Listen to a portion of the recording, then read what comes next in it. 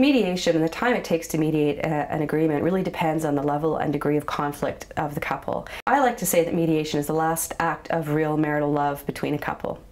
Because what happens with separation and divorce, where emotions are so heavy, is often it can be instantly made into an antagonistic separation where lawyers are involved.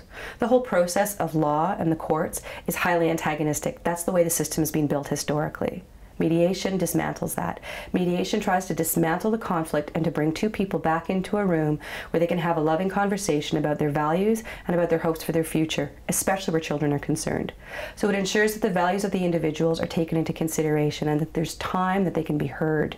We break down the barriers of letters, formal correspondence, court actions. All of that is unnecessary in mediation. It doesn't always work for every couple, but we like to believe that almost every couple is capable of mediating a situation.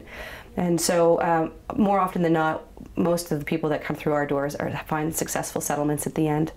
Often people think that mediation has to happen exclusively when people are in the same room together. We will find that in cases of really high conflict, we can use a specific tactic that's used in mediation called caucusing. It's actually a very effective tool even for high conflict couples. There are specific skills that are developed in mediators that help to eliminate the power imbalances, we communicate equally and fairly with each member of the conflict, and in that way we're considered neutral parties to the conversation. Where mediators have skill is in terms of the process, but where our clients have skill is in terms of the content of the conversation, because it's really their conversation. They are the experts in their own lives, not us as mediators, and so that's where we find that mediation can be very helpful too. Many of the mediators that do family mediation in Ottawa are lawyers. Many of them are social workers. We approach it from more of a mental health perspective. So our main priority in terms of mediation intakes is to try and assess the deep issues, the deep-rooted conflict, and examining where those wounds are, so that when we're creating any kind of mediated agreement, we have a lasting agreement, not something that's going to break down. So our process also is education heavy in that we try very hard to ensure that the people whose conflicts we're mediating, we're teaching them as we go.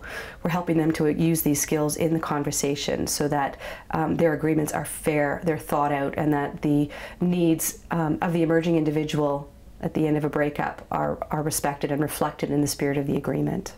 And at the end of each of those sessions, we write something up and we come away with a parenting plan, a mediated agreement of separation, and generally can help people get on their way to moving forward in their lives.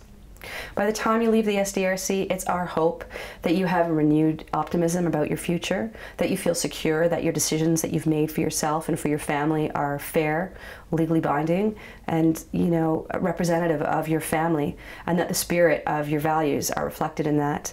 We want you to be independent. We want you to stand on your own 2 feet, and we want you to look forward in the world with hope, and that you're moving forward into a new place that's good and positive.